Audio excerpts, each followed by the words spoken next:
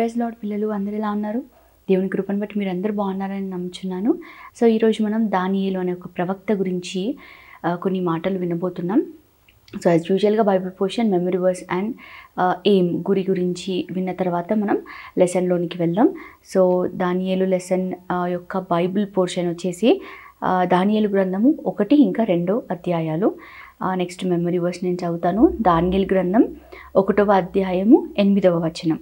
రాజు భుజించు భోజనము పానము చేయు ద్రాక్షారసం పుచ్చుకొని తన్ను అపవిత్రపరచుకొనకూడదని దానియేలు ఉద్దేశించి తాను అపవిత్రుడు కాకుండానట్లు వాటిని పుచ్చుకొనకుండా సెలవిమ్మని నపుంసకుల అధిపతిని వేడుకున్నాడు. ఇప్పుడు నేను ఇంగ్లీష్లో చదువుతాను. Daniel chapter 1 verse 8. But Daniel purposed in his heart that he would not defile himself with the portion of the king delicacies, nor with the wine which he drank. Therefore he requested of the chief of the eunuchs that he might not defile himself. ఇప్పుడు ఈ lesson యొక్క గురి, ఈ lesson నేర్చుకోవడం బట్టి ఏమనేది ఏంటో మనం తెలుసుకుందాం. దేవుడిని నమ్మకంగా సేవించే వారిని ఏ పరిస్థితుల్లో గుండా వెళ్ళినా తప్పకుండా దేవుడు ఘనపరుస్తాడు, పైకి తీసుకొస్తాడు, హెచ్చిస్తాడని చెప్పేసి మెయిన్గా మనం ఈ లెసన్ ద్వారా నేర్చుకోవచ్చు. సో లెసన్లోకి వెళ్ళే ముందు మనము లాస్ట్ వీక్ ఎవరి గురించి నేర్చుకున్నాము ఒక్కసారి రివైజ్ చేసుకుందాం. మనం లాస్ట్ 2 వీక్స్ నుంచి ఏలియా అనే ప్రవక్త గురించి నేర్చుకుంటున్నాం కదా. సో లాస్ట్ వీక్ ఏం నేర్చుకున్నాం మనము? కర్మేల్ పర్వతం పైన ఏదైతే బలి ఏలియా ప్రవక్త అర్పించాడో అక్కడ ఆ యాజకులందరినీ హతమార్చినాడు కదా. అది విన్న యెజబేలు రాణి ఏలియా ప్రవక్తను చంపుతా అని చెప్పేసి ఒక వర్తమానం పంపిస్తుంది. అది విన్నప్పుడు ఏలియా భయపడి పారిపోతాడు కదా. అక్కడ దేవుడు తనకి ఆహారాన్ని ఇచ్చి 40 రోజులు ప్రయాణం చేయడానికి ఒక బలాన్ని దేవుడు ఇస్తాడు. తర్వాత ఆయన హోరేబు పర్వతానికి వెళ్తాడు. అక్కడ కూడా దేవుడు అతనితో మాట్లాడతాడు కదా. అక్కడ మనం ఏం విన్నాం? హజాయేలుని ఇంకా యెహూను రాజుగా అభిషేకించమని, తన తర్వాత ఎలీషా ప్రవక్తను కూడా అభిషేకించమని కూడా ఒక 3 పనులు అతనికి అప్పచెప్తాడు. తర్వాత ఆహాబు రాజు ఒక కుమారుడు గురించి కూడా విన్నాం. అహజ్యా రాజు జబ్బుపడినప్పుడు ధైర్యంగా ఏలియా ప్రవక్త వెళ్ళి నువ్వు ఎక్కిన మంచం దిగకుండా మరణిస్తావని చెప్పేసి ధైర్యంగా చెప్పిన ఒక ప్రవక్తలాగా మనము ఏలియా గురించి విన్నాం. తర్వాత ఎలీషా ప్రవక్త ఇంకా ఏలియా ఇద్దరు కలిసి ప్రయాణం చేసిన విషయం మనం చివరిలో విన్నాం కదా. వాళ్ళు గిల్గాల్ నుంచి బేతేలుకు, తర్వాత ఎరికోకు, తర్వాత యోర్దానికి అట్లా ప్రయాణమే వెళ్ళారు కదా. అక్కడ యోర్దాన్ దగ్గర 2 పాయలు అయినట్టు కూడా మనం చూసాము ఆ నది. ఆ తర్వాత ఏం జరిగింది? అద్భుతంగా అగ్ని రథములు ఇంకా అగ్ని గుర్రములు వచ్చి వారిద్దరిని వేరు చేసి ఏలియా ప్రవక్తను తీసుకొని వెళ్ళాయి, ఆకాశంకు తీసుకొని వెళ్ళాయి, పరలోకంకు తీసుకొని వెళ్ళినట్టు మనం చూస్తాం కదా. సో ఇలాంటి ఒక గొప్ప ప్రవక్త గురించి ఈరోజు మనం నేర్చుకోబోతున్నాం. ఇంకొక ప్రవక్త గురించి, అతని పేరే దానియేలు అనమాట. సో దానియేలు అనే పేరుకు అర్థం వచ్చేసి యెహోవా నా న్యాయాధిపతి, గాడ్ ఈజ్ మై జడ్జ్ అని ఈ పేరుకి అర్థం అనమాట. సో మనము లెసన్లోకి ఇప్పుడు వెళ్దాము. సో మనము ఆల్రెడీ లాస్ట్ టైం మనం విన్నాం, యూదా రాజ్యానికి 2గా విభజించబడినప్పుడు యూదా రాజ్యానికి ఫస్ట్ కింగ్ రెహోబాం అని విన్నాం కదా. సో ఈ రెహోబాం తర్వాత మనం చూస్తే 18వ రాజు 18th కింగ్గా యెహోయాకీము అనే ఒక రాజు నియమించబడ్డాడనమాట. సో ఈ యెహోయాకీము రాజ్యం చేసే ఆ సమయంలో బబులోను రాజు నెబుకద్నెజర్ వచ్చి ఈ యూదా రాజ్యం పైన ముట్టడి వేస్తాడనమాట. అంటే ఆక్రమించుకోవడానికి వస్తారు కదా రాజులు, ఒక రాజ్యం మీద యుద్ధానికి వెళ్తారు కదా. సో అట్లా ఈ బబులోను రాజు నెబుకద్నెజరు యూదా రాజ్యానికి వస్తాడనమాట. వచ్చినప్పుడు దేవుడే మనం చూస్తాం యూదా రాజ్యాన్ని అప్పగించినట్టు, ఆ రాజును కూడా అప్పగించినట్టు మనం చూస్తాం. సో ఈ బబులోను రాజు ఏం చేస్తాడంటే యెహోయాకీము రాజును ఇంకా దేవుని మందిరంలో, యెహోవా మందిరంలో ఉన్న కొన్ని ఉపకరణములను, ఇంకా అక్కడ ఉన్న కొందరు యూత్ పిల్లలను, అంటే యవనస్తుల పిల్లలను, కొందరు అంటే సౌందర్యం కలిగిన వారిని మనం చూస్తాం, లోపం లేని సౌందర్యం కలిగిన వారిని, సకల విద్యా ప్రవీణతయు జ్ఞానమును కలిగి తత్వజ్ఞానము తెలిసిన వారే ఈ రాజవంశంలో ఉన్న పిల్లలు అనమాట. రాజవంశానికి చెందిన కొందరు జ్ఞానులను అనమాట. మనం చూస్తే ఇక్కడ విజ్డమ్, నాలెడ్జ్ ఇంకా గుడ్ లుకింగ్ పిల్లలు ఎవరైతే ఉంటారో రాజుతో పాటు ఈ ఉపకరణంలతో పాటు ఈ వీళ్ళని కూడా ఆ రాజు తీసుకొని వెళ్ళినట్టు మనం చూస్తామన్నమాట. ఇక్కడికి బబులోను రాజ్యానికి తీసుకెళ్ళారు. ఎందుకంటే ఆ రాజ్యం కోసం ఆ రాజు కొరకు వీరిని పని చేయించుకోవడానికి ఉపయోగం పడతారని చెప్పేసి వీళ్ళందరినీ వాళ్ళు క్యాప్టివ్స్ లాగా అంటే చెరపట్టి తీసుకొని వెళ్ళిపోతారనమాట. అయితే ఈ చెరపట్టబడిన వారి గుంపులో అంటే బానిసలుగా ఎవరినైతే తీసుకెళ్తున్నారో ఆ గుంపులో ఉన్నవారే దానియేలు, హనన్యా, మీషాయేలు, అజర్యా అనమాట. అంటే దానియేలుకి 3 ఫ్రెండ్స్, వారి పేర్లు హనన్యా, మీషాయేలు, అజర్యా అని మనం చూడొచ్చు. సో వీరి కొరకు నియమించబడిన ఎవరైతే అధిపతి ఉంటారో అతను వీరి పేర్లను మారుస్తాడనమాట. దానియేలుకేమో బెల్తెషజర్ అని, హనన్యాకేమో షద్రక్ అని, తర్వాత మీషాయేలుకు మెషక్ అని, తర్వాత అజర్యాకు అబెద్నెగో అని వీరి పేర్లు ఆ బబులోను రాజ్యంలో మార్చబడతాయి అనమాట. సో వీళ్ళ పేర్లు ఇప్పుడు బెల్తెషజర్, షద్రక్, మెషక్, అబెద్నెగో అని మార్చబడతాయి అన్నమాట. సో వీరిని ఈ గుంపుని ఎవరినైతే వీరు ఎన్నుకున్నారో తీసుకెళ్లారో వారికి వీరు చేసే పని ఏంటంటే కల్దీలో ఒక భాష అంటే అక్కడ ఉన్న భాషని నేర్పించి వారికి రాజు తినే ఒక ఆహారాన్ని పెట్టడము, తర్వాత రాజు ఏదైతే ఆ ద్రాక్షారసం తీసుకుంటాడో అదే ద్రాక్షారసాన్ని వీరికి ఇచ్చి ఒక 3 సంవత్సరముల వరకు ఈ ప్రజలను అందరినీ వారు ఏం చేస్తారంటే పరీక్షిస్తారనమాట. అంటే ట్రైనింగ్ ఇస్తుంటారనమాట. 3 సంవత్సరములు రాజు ఒక ఆహారం పెట్టి ఆ భాషలు నేర్పించి వారికి మంచిగా ట్రైనింగ్ ఇచ్చిన తర్వాత రాజు దగ్గరికి వీరిని పంపిస్తారు. తర్వాత రాజు వారిని ఎన్నుకుంటాడు, వాళ్ళని సెలెక్ట్ చేసుకుంటారనమాట. సెలెక్ట్ చేసుకొని తన పని కొరకు వాడుకోవడానికి ఒక ఆజ్ఞ రాజు దగ్గర నుంచి వస్తుందన్నమాట. సో ఈ నలుగురు కూడా ఆ గుంపుతో పాటే ఉన్నట్టు మనం చూస్తాం. సో ఇక్కడ వీరు ఒక గట్టి తీర్మానం తీసుకుంటారు. దానియేలు ఇంకా వారి 3 స్నేహితులు ఎవరైతే ఉన్నారో ఒక విషయంలో చాలా గట్టి తీర్మానం తీసుకుంటారు. అది ఏంటంటే ఇందాక మనం విన్నాం కదా, రాజు తినే ఆహారం ఇంకా అతను పానం చేసే ఆ ద్రాక్షారసం అది అందరూ తీసుకోవాలని చెప్పేసి మనం విన్నాం కదా. కానీ దానియేలు మనసులో ఒక ఆలోచన పుడుతుందనమాట. ఏంటంటే ఈ ఆహారం తీసుకొని రాజు తినే ఆహారం తీసుకొని ఎందుకు మేము అపవిత్రులు అవ్వాలి, మేము అపవిత్రం అవ్వడం అతనికి ఇష్టం ఉండదన్నమాట ఆహారం తినే. ఎందుకంటే యూదులకు అంటే ఇశ్రాయేల్ ప్రజలకు దేవుడు కొన్ని ఖచ్చితమైన ఆజ్ఞలను ధర్మశాస్త్రం ద్వారా ఇస్తాడనమాట. అవి ఏంటంటే ఏ ఆహారం తినాలి, ఏం తినొద్దు, మాంసం ఎలాంటివి తినాలి, అపవిత్రమైనవి ఏంటి, పవిత్రమైనవి ఏంటి అని ఖచ్చితంగా దేవుడు ముందే వారికి చెప్తాడనమాట. సో ఆ విషయాలు వీళ్ళు చాలా నిష్టగా ఉంటారు కాబట్టి దానియేలుకు అలా అనిపిస్తుంది అనమాట. మేము ఈ రాజు ఒక ఆహారం తిని ఆయన ఎవరు, ఇప్పుడు నెబుకద్నెజర్ రాజు అంటే ఆయన అన్య దేవతలను పూజించేవాడు. నిజమైన దేవుడు అంటే ఎవరో తెలియని వారు. ఇప్పుడు ఇశ్రాయేల్ ప్రజలంటే ఎవరు, యెహోవా దేవుని సేవించేవారు కదా. సో ఒక అన్య రాజ్యంలో ఉంటూ అన్య రాజు చెప్పినవి మేము వినడం ఏంటి, అతను తినే ఆహారం మేము తినడం ఎందుకు, అలా మేము ఎందుకు మా దేవుడి ముందు అపవిత్రపరుచుకోవాలని చెప్పి వారికి అనిపించి ఇందాక మనం విన్నాం కదా అధిపతి అని, అతనికి వెళ్ళి దానియేలు చెప్తాడనమాట. చెప్పి ఏమంటాడంటే మేము అపవిత్రం కాకుండానట్లు వాటిని ఆహారాన్ని తీసుకొనకుండానట్లు మాకు సెలవిమ్ము అని అడుగుతాడనమాట. అడిగినప్పుడు ఇక్కడ మనం చూస్తాం ఏంటంటే దేవుడు ఆ అధిపతి యొక్క దృష్టికి దానియేలుపై కృపా కటాక్షము చూపించినట్లు అనుగ్రహిస్తాడనమాట. సో ఇప్పుడు అధిపతికి దానియేలుపై కోపం రాలేదు. ఏంటి వారందరూ ఆహారం తీసుకుంటున్నారు, మీరేంటి ప్రత్యేకంగా తినను అంటున్నారు, త్రాగమంటున్నారు అని చెప్పేసి ఎవరికైనా కోపం వచ్చేసింది. కానీ దేవుడు అక్కడ ఆ అధిపతికి ఒక మంచి మనసు ఇచ్చాడనమాట. కృపా కటాక్షము వీరిపైన చూపించే మనసు ఇచ్చేసరికి అతను చాలా మంచిగా మాట్లాడతాడు. ఏమని అంటే ఇప్పుడు మీరు ఆహారం తీసుకొనకుండా మిగతా వారు మంచి మాంసం తింటారు, మీరేమో వెజిటేబుల్స్ అంటే వెజిటేరియన్ ఫుడ్ తింటూ ఉంటారు కదా. ఇలా తింటే రేపు మిమ్మల్ని కూడా నేను రాజు యొద్దకు తీసుకెళ్ళినప్పుడు మీ ముఖంలో ఒకవేళ కలగా లేకపోవడం చిన్నగా కనిపిస్తే అప్పుడు నాకే కదా ప్రమాదము అని అతను మెల్లగా చెప్తాడనమాట. వీరికి కరెక్టే కదా. ఇప్పుడు మాంసం తినేవారి మొహం ఎలా ఉంటే కొంచెం వాళ్ళు స్ట్రాంగ్గా ఉంటారు, బలంగా ఉంటారు. అదే శాకాహారము తినేవాళ్ళు అంటే ఆకుకూరలు ఇలాంటివి తినేవారి మొహంలు ఎలా ఉంటాయి, బలంగా ఉన్నా కొంచెం వాళ్ళు ముఖంలో తేడా తెలుస్తుంది. సో అదే అధిపతి చెప్తాడనమాట. చెప్పినప్పుడు దానియేలు అంటాడు, సరే ఒక 10 రోజులు మమ్మల్ని పరీక్షించు, మాకు ఈ శాకాహారము ఈ వెజిటేరియన్ ఫుడ్ పెట్టి ఒక 10 రోజులు పరీక్షించి తర్వాత మీరే చూడండి అని చెప్పేసి అన్నప్పుడు సరే అని అతను ఒప్పుకొని ఒక 10 రోజులు వారికి ఓన్లీ వెజిటేరియన్ ఫుడ్ శాకాహారం పెట్టి ఓన్లీ నీళ్ళని ద్రాక్షరసంని పెట్టకుండా నీళ్ళని పెట్టి పరీక్షిస్తాడు. అక్కడ ఒక అద్భుతం జరుగుతుంది. ఒక 10 డేస్ తర్వాత వారి ముఖం చూస్తే మనం చూస్తాం ఈ నలుగురు ముఖములు మిగతా వారి ముఖాల కంటే సౌందర్యముగాను కలగాను కనిపించాయంట.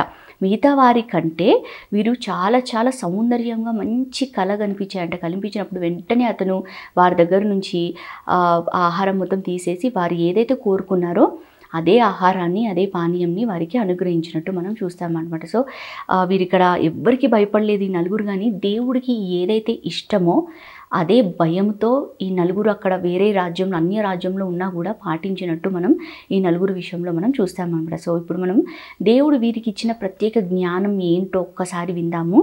సో మనం చూస్తే దేవుడు ప్రత్యేకంగా ఈ నలుగురికి జ్ఞానమును అంటే నాలెడ్జ్, ఇంకా సకల శాస్త్ర ప్రవీణతయు వివేచనయు అంటే skill in all literature and wisdom ఇచ్చారంట. అంటే మంచి ప్రత్యేకమైన జ్ఞానాన్ని ఈ నలుగురికి దేవుడు అక్కడ ఇచ్చినట్టు మనం చూస్తాం. ఇంకా దానియేలుకేమో ప్రత్యేకంగా మనం చూస్తే దర్శనములను స్వప్న భావములను గ్రహించు తెలివి ఇచ్చాడనమాట. Understanding in all visions and dreams అంటే ఏదైనా కళ వచ్చినప్పుడు దాని యొక్క మర్మము, దాని యొక్క సీక్రెట్ ఉంటుంది కదా, దాని యొక్క అర్థాన్ని భావాన్ని తెలియజేసే ఒక మంచి జ్ఞానాన్ని ప్రత్యేకంగా దానియేలుకి ఇచ్చాడనమాట.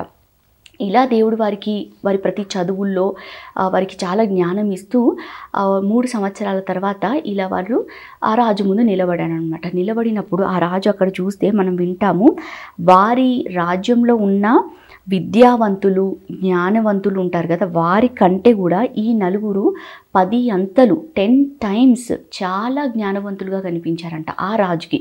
చాలా విషయాలలో ఆయన పరీక్షించినప్పుడు ఆయన గమనించింది ఏంటంటే వారి రాజ్యంలో ఉన్న వారందరికంటే 10 అంతలు ఎక్కువగా జ్ఞానవంతులుగా ఈ నలుగురు కనిపించేసరికి రాజు ఆశ్చర్యపోయి వీరిని చాలా మంచి పొజిషన్లో ఒక మంచి స్థానంలో ఆ రాజ్యంలో నిలబెట్టడం. సో దీనికి అంతటికీ ఎవరి కారణం? వారి జ్ఞానం కాదు కదా, వారికి అక్కడ దేవుడు తోడుగా ఉండి ప్రత్యేకమైన జ్ఞానం ఇచ్చి ఒక కృపా కనికరం వారికి చూపించి అలా అన్య రాజ్యంలో నెబుకద్నెజర్ రాజు ముందు ఒక మంచి స్థానంలో వారిని నిలబెట్టినట్టు మనం చూస్తాం. ఇప్పుడు మనం లెసన్లో ఇంకొంచెం ముందుకు వెళ్దాము. ఇప్పుడు మనం ఒక కళ గురించి వినబోతున్నాము. ఈ కళ ఎవరికి వచ్చిందంటే రాజుకు నెబుకద్నెజర్కి. ఇందాక మనం విన్నాం కదా, బబులోని యొక్క రాజు నెబుకద్నెజర్కి ఒక కళ వస్తుందన్నమాట ఒకరోజు. అయితే అతని రాజ్యంలో ఉన్న ఆ మెజిషియన్స్ ఎవరైతే శకునగాండ్రు ఉంటారు కదా, జ్ఞానవంతులు, వారందరినీ పిలిపిస్తాడనమాట. రాజు పిలిపించి ఇదిగో నేను ఒక కళ కన్నాను, దానికి అర్థం మీరు చెప్పాలి అని అంటాడనమాట. చెప్పినప్పుడు వాళ్ళు అంటారు, సరే రాజు ఆ కళ ఏంటో మాకు చెప్పండి, దాని అర్థం మేము వివరిస్తాము అని చెప్పేసి అంటాడనమాట. అన్నప్పుడు రాజు ఆ కళ ఏంటో చెప్పాలి కదా, కళ చెప్తే అప్పుడు వాళ్ళందరూ ఏం చేస్తారు, ఆ కళకి ఒక అర్థము ఆలోచించి చెప్తారు. కానీ ఈ రాజు విచిత్రంగా ఏం చెప్తాడంటే నేను ఆ కళను మర్చిపోయాను అంటాడనమాట. ఆయన కళను మర్చిపోతాడు. ఏదో కళ అయితే వచ్చింది, ఆ కళని బట్టి ఆయనకి చాలా కలవరమయ్యి ఆ రాత్రి అసలు ఆయనకి నిద్ర పట్టకుండా ఉంటుందన్నమాట. ఆయనకి పొద్దున్న లేసే వరకు ఒకలాంటి టెన్షన్ అనమాట, ఏదో కలవరం అవుతూ ఉంటుంది అనమాట. అందుకే వెంటనే పొద్దున్నే వాళ్ళందరినీ పిలిపించి అలా చెప్తాడు. కానీ ఆ కళని ఆయన మర్చిపోతాడు. మర్చిపోయినప్పుడు వీరు అంటారు, అట్లా ఇట్లా చెప్తాం ప్రభు, కళ మీరు ఏంటో చెప్తే మేము చెప్పగలం అని అన్నప్పుడు రాజుకి చాలా కోపం వచ్చి అంటాడనమాట, మీరు ఎట్టి పరిస్థితిలో చెప్పాల్సిందే, లేదంటే మిమ్మల్ని నేను ముక్కలు ముక్కలుగా నరికేస్తాను.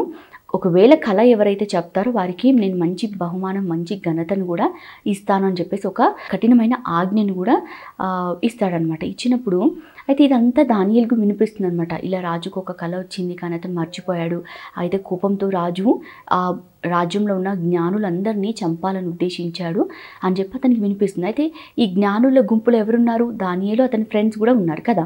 సో అంటే ముప్పు వీరికి కూడా వచ్చింది, ప్రమాదం వీరికి కూడా ఉన్నట్టే.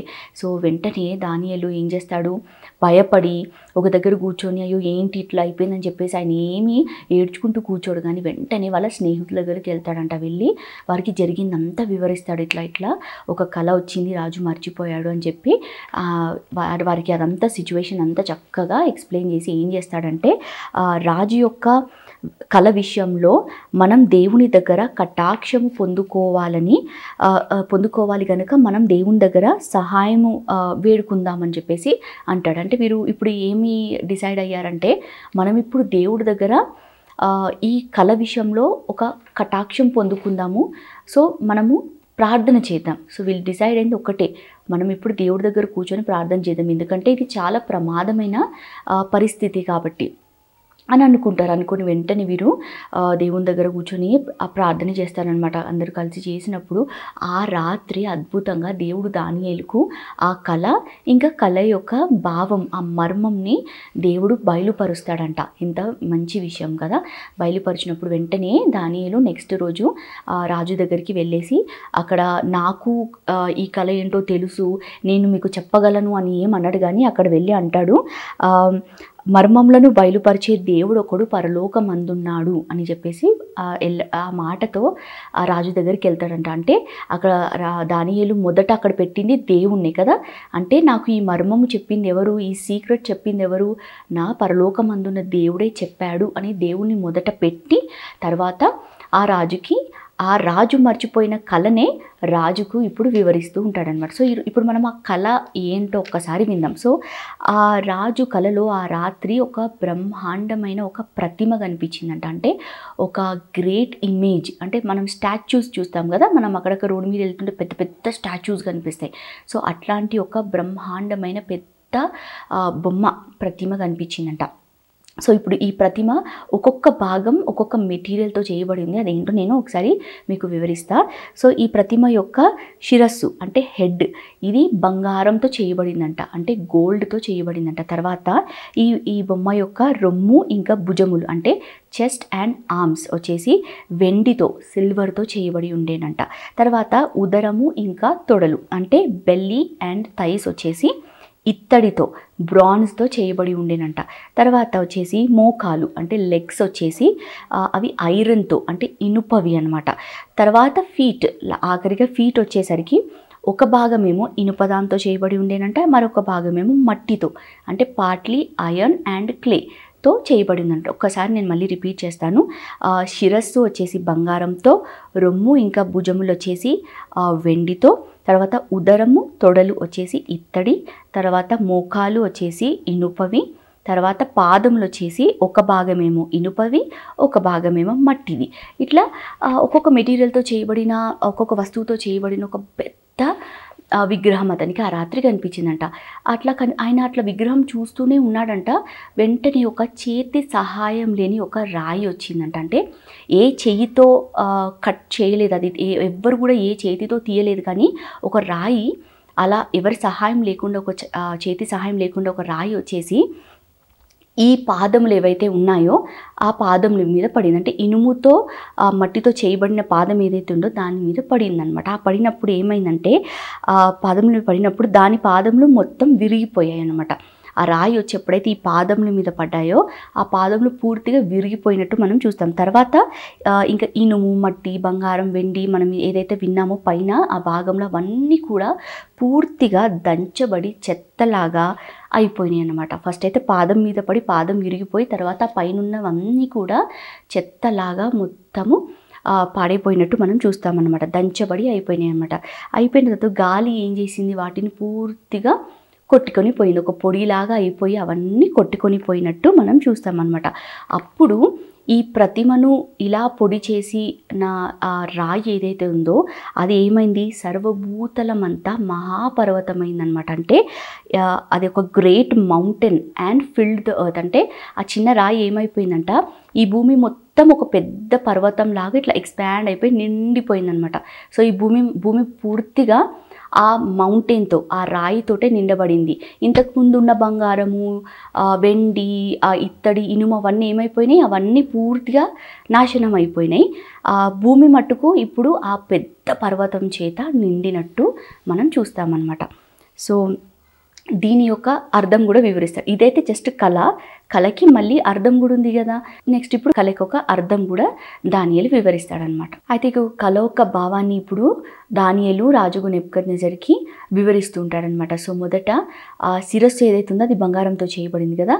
సో అది ఎవరో కాదు, అది బబులోను రాజ్యమే, అది మీరే అని చెప్పేసి దానియేలు చెప్తాడనమాట. సో మీకు దేవుడు సమస్త అధికారం ఇచ్చాడు, సమస్త రాజ్యమును, బలమును, ఘనతను మీకు అనుగ్రహించాడు అని చెప్పేసి చెప్తాడు. సో అన్నిటిపైన మీకు అధికారం ఇచ్చాడు కాబట్టి ఆ బంగారము ఏదైతే ఉందో ఆ శిరస్సు మీరే అని చెప్తాడనమాట. ఆ తర్వాత మీకంటే తక్కువగా ఉన్న ఒక రాజ్యము వస్తుంది.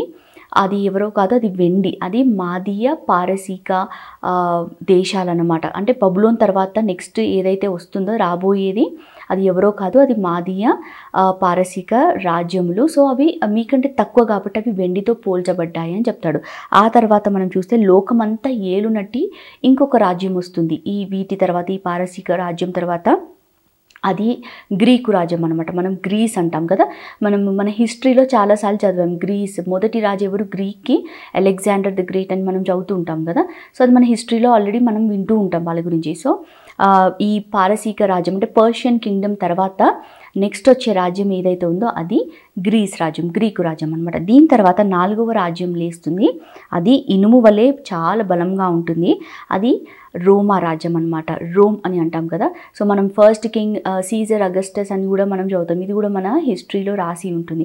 సో ఈ రోమ్ రాజ్యము ప్రతి ఒక్క రాజ్యంని పగలగొట్టి అది చాలా బలంగా ఉంటుందని చెప్పేసి కూడా దానియేలు రాజుకు వివరిస్తుంటారనమాట. ఆ తర్వాత ఈ రోమా రాజ్యం నుంచే వచ్చిన కొన్ని చిన్న చిన్న వేరే వేరే రాజ్యాలు ఉంటాయి. అవి వచ్చేసి మనం విన్నాం కదా పాదములు. అవి పార్షలీ ఐరన్ అండ్ క్లే, ఒక భాగం ఇనుపది ఒక భాగం మట్టితో ఉన్న పాదములు మనం విన్నాం. సో అవి ఒక చిన్న చిన్న వేరే రాజ్యాలు రోమా నుంచి వచ్చినవే అన్నమాట. సో వాటికి అర్థం ఏంటంటే భేదములు ఉంటాయి ఆ రాజ్యంలో. ఏంటంటే ఒక విషయంలో అవి బలంగా ఉంటాయి, ఒక విషయంలో నీరసంగా ఉంటాయి. అంటే ఇప్పుడు మనం చూస్తే ఐరన్ ఇంకా మట్టి రెండు కలుస్తాయా? కలవవు కదా. రెండు వేరే వేరే, ఎంత కలిపినా అవి రెండు వేరే వేరేగా ఉంటాయి. సో అట్లనే ఆ రాజ్యాల మధ్యలో కూడా చాలా డిఫరెన్సెస్, భేదాలు ఉంటాయి. ఇంకా ఒక విషయంలో వాళ్ళు చాలా బలంగా ఉంటారు, ఇంకొక విషయంలో చాలా నీరసంగా ఉంటారంట. ఇంకా మనుష్య జాతుల్లో కూడా ఈ ఇనుము మట్టి ఎట్లా కలవవో అట్లా అవి కూడా కలవకుండా ఉంటాయి అన్నమాట.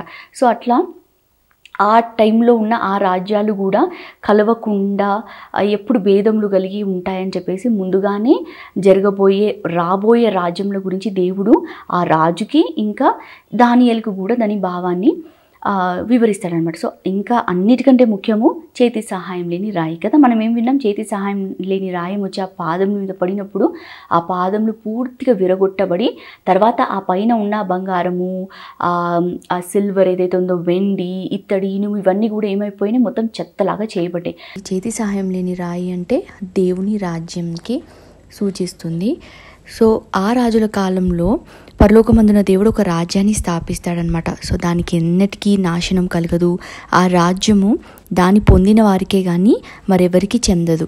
అది ముందు చెప్పిన రాజ్యములన్నిటిని పగలగొట్టి నిర్మూలం చేయును కానీ అది యుగ యుగముల వరకు నిలుచును. సో ఇవన్నీ ఆ రాజుకి దానియేలుకు దేవుడే బయలుపరిచాడనమాట. సో ఎప్పుడో జరగబోయేవన్నీ లేదా అప్పుడు ఇంకా నెక్స్ట్ జరగబోయేవన్నీ ఆ రాజుకి ముందుగానే దేవుడు చూపించినట్టు మనం చూస్తామన్నమాట. సో ఎప్పుడైతే ఈ మాట విన్నాడో, ఈ మాటలు, ఈ మర్మములన్నీ ఈ రాజు విన్నాడో వెంటనే దానియేలుకైనా సాష్టాంగ నమస్కారం చేశాడనమాట.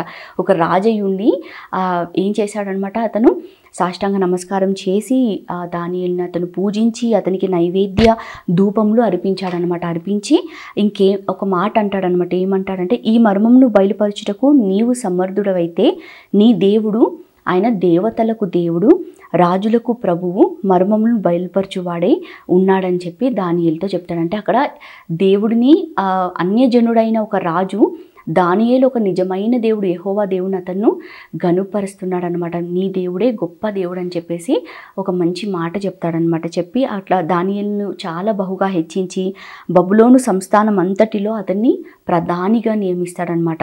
తర్వాత దానియేలు కూడా అతని స్నేహితులను మర్చిపోలేదన్నమాట.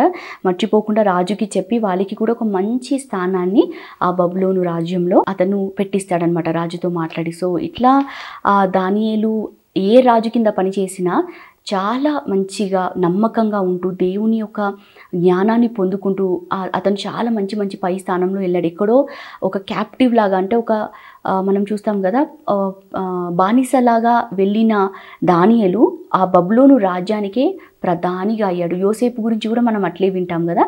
ఒక దాసుడిగా వెళ్ళి అతను ఐగుప్తు రాజుకే రాజు తర్వాత రాజుగా అయినట్టు సేమ్ దానియేలు కూడా అట్లే అవుతాడనమాట. సో మనం చూస్తే దానియేలు పనిచేసింది బబులోను రాజుకు నెబుకద్నెజర్ కింద. తర్వాత నెక్స్ట్ లెసన్లో మనం చూస్తాం అతని కుమారుడు బెల్షెజర్ కింద అతను పనిచేస్తాడు. తర్వాత మాదియా రాజు దర్యావేషు కింద అతను పనిచేస్తాడు. పారసీక రాజు పర్షియన్ కింగ్ కోరేషు అంటే సైరస్ కింద కూడా అతను పనిచేసి చాలా నమ్మకంగా ఉంటాడని చెప్పేసి మనము చూడొచ్చు. సో ఈ లెసన్ అందరికీ అర్థమైందని నేను నమ్ముచున్నాను. సో ఇప్పుడు మనం నెక్స్ట్ ఈ లెసన్ ద్వారా దేవుడు మనతో ఏం మాట్లాడబోతున్నాడో ఒక 3 పాయింట్స్ మనం డిస్కస్ చేసుకుందాం. అయితే ఫస్ట్ పాయింట్లో మనం చూసుకుంటే దానియేలు ఇంకా వారి స్నేహితులు ఆహార విషయంలో ఎంతో పట్టుదలతో ఉన్నట్టు మనం చూసాం కదా. వాళ్ళు చాలా ప్రత్యేకంగా ఉండి వారి పరిశుద్ధతని కాపాడుకున్నారు కదా. అంటే వారు ఎవరికి భయపడకుండా దేవుడికి ఏది ఇష్టమో అని చెప్పేసి ఒక భయముతో జీవించినట్టు మనం చూసాం. సో మనకి కూడా ఈ లోకంలో ఎన్నో ఎదురవుతూ ఉంటాయి కదా. మనని పాడు చేయడానికి ఎంతో అపవిత్రమైనది పాపములు మన ఎదుటకు వస్తున్నప్పుడు మనం వాటితో కలిసిపోకుండా దేవుడి విషయంలో ఎప్పుడైతే మనం ప్రత్యేకంగా ఉంటామో మనని కూడా దేవుడు దానియేలుని వాళ్ళ స్నేహితులను హెచ్చించినట్టు ప్రతి విషయంలో దేవుడు మనని కూడా హెచ్చిస్తాడు. వాటి నుంచి బయటకి పడడానికి దేవుడు బయటికి తీసుకురావడానికి చాలా సహాయము మనకి చేస్తాడని చెప్పేసి మనం తెలుసుకోవచ్చు.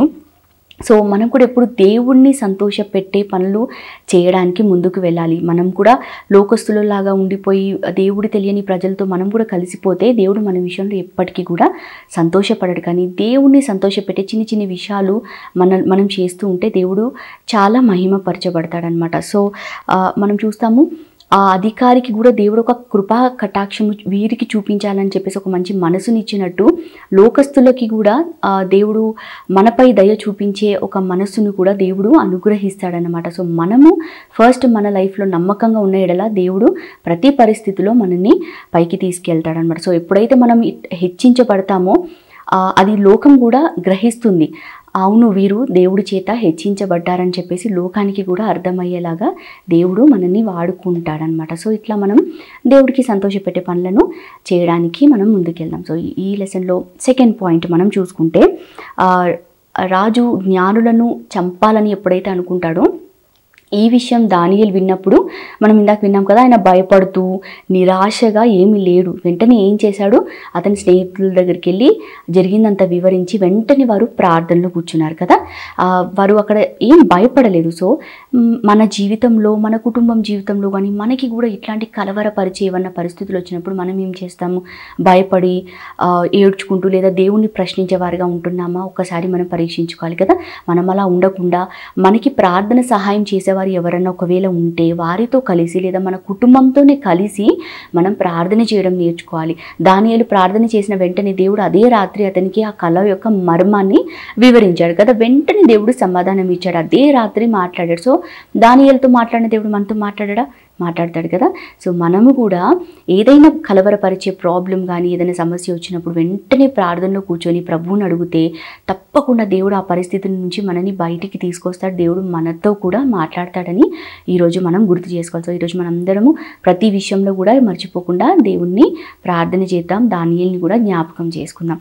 సో ఇది సెకండ్ పాయింట్ అని మనం వినొచ్చు. థర్డ్ పాయింట్లో వచ్చేసరికి తగ్గింపు చూపిన దానియేలు గురించి మనం విందాం. ఎప్పుడైతే అతనికి మర్మము తెలియజేయబడుతుందో వెంటనే రాజు దగ్గరికి వెళ్ళేసి అతను ఏం మాట అన్నాడు, మర్మములను బయలుపరిచే దేవుడు పరలోకమందు ఉన్నాడని చెప్పేసి అతను దేవుడిని ముందు పెట్టాడు, దేవుణ్ణి హెచ్చించాడు. ఆయన నాకు తెలిసింది నేను చెప్తానని చెప్పి ముందుగా వెళ్ళలేదు, కానీ అతను వెనక్కి వెళ్ళిపోయాడు, దేవుణ్ణి ముందు పెట్టాడు కదా, అతను తగ్గించుకున్నాడు. అది ఎంత మంచి మనసు కదా. అది విన్న రాజు ఏం చేశాడు, నిజమైన యెహోవా దేవుణ్ణి అతను కూడా మహిమపరచడం మొదలుపెట్టాడు. అదంతా ఎలా జరిగింది, దానియేలు దేవుణ్ణి ముందు పెట్టడాన్ని బట్టి జరిగిందనమాట. సో మన జీవితంలో కూడా దేవుడు మనకి ఎన్నో అర్హతలు ఇస్తుంటాడు. మనకి కొన్ని విషయాలు జ్ఞానం ఇస్తాడు, కొన్ని టాలెంట్స్, కొన్ని ఎబిలిటీస్, అర్హతలు ఇస్తూ ఉంటాడు. ఇవన్నీ మనవే అని చెప్పుకుంటూ మనం ఎప్పుడైతే ముందుకెళ్తామో మనం ఏదో ఒక రోజు పడిపోతామన్నమాట. లేదు, నా జీవితంలో జరిగే ప్రతి ఒక్కటి నా దేవుడు నాకు ఇచ్చింది అని చెప్పి మనము కృతజ్ఞత కలిగి ఉండాలి. ఇంకా మనం వేరే వారికి కూడా మనం ఒక సాక్ష్యం ఇవ్వాలి. నా దేవుడు నా కొరకు ఇది చేశాడు లేదా నాకు ఈ జ్ఞానం ఇచ్చాడని చెప్పేసి మనం వేరే వాళ్ళతో కూడా సాక్ష్యం పంచుకున్న ఎడల దేవుడు ఎంతగానో మహిమపరచబడతాడు. సో ఇది నా జ్ఞానం అని చెప్పి ఎప్పుడైతే మనం అనుకుంటామో వెంటనే మనం జీరో అయిపోయే ఛాన్సెస్ ఉంటాయన్నమాట. ఎప్పుడైనా మనం దేవుణ్ణి ముందుగా పెట్టి దేవుడికి మహిమను అందజేయాలన్నమాట. సో దేవుడికి ప్రార్థనలో మనం ఎప్పుడు కృతజ్ఞతాస్తుతులు చెల్లించడం అస్సలు మర్చిపోదు. సో అందరికీ ఈ లెసన్ అర్థమైంది అని నేను అనుకుంటున్నాను. సో ఇది జస్ట్ పార్ట్ 1. మనం నెక్స్ట్ పార్ట్ 2లో కూడా ఇంకొన్ని విషయాలు దానియేలు గురించి నేర్చుకోబోతున్నాం. సో అందరూ మంచిగా విని ఇలా వీడియో చూసి కింద ఇచ్చిన వర్క్షీట్ కూడా చేయాలి. ఒక చిన్న ప్రేయర్ చేసి మనం ఈ సెషన్ని ముగించుకుందాం. పరలోకమందున మా తండ్రి, ఇంతవరకు మాకు తోడుగా ఉండి నీ ప్రవక్త అయిన దానియేలు గురించి కొన్ని విషయాలు మాకు నేర్పించినందుకు మీకు వందనాలు ప్రభా. ఎన్నో విషయాలు మేము అతని గురించి అతని ద్వారా మేము నేర్చుకున్నాం ప్రభా. మీరు మర్మంలను అతనికి బయలుపరిచారు. జరగబోయే విషయాలు, ఏ రాజ్యము ఎప్పుడు వస్తుందో, మీరు స్థిరమైన రాజ్యం ఎప్పుడు స్థిరపరచబడుతుందో అవన్నీ కూడా మీరు ఎంతో వివరంగా ప్రభా మీరు దానియేలుకు మీరు చెప్పినట్టు, ఆ రాజుకి మీరు బయలుపరిచినట్టు మేము చూసాం ప్రభా. ఈరోజు మీరు మాకు కూడా తోడుగా ఉండండి. ఈ పార్ట్ 1లో మాకు తోడుగా ఉన్నారు. నెక్స్ట్ జరిగే పార్ట్ 2లో కూడా ఇంకనూ మేము నేర్చుకోవడానికి మీ కృపను మాకు అనుగ్రహించి మీ సన్నిధిని మాకు నిత్యం తోడుగా ఉంచి నడిపించమని యేసయ్య అతి పరిశుద్ధ నామములో అడిగి బతిమలాడి వేడుకుంటున్నాను పరమ తండ్రి. ఆమెన్.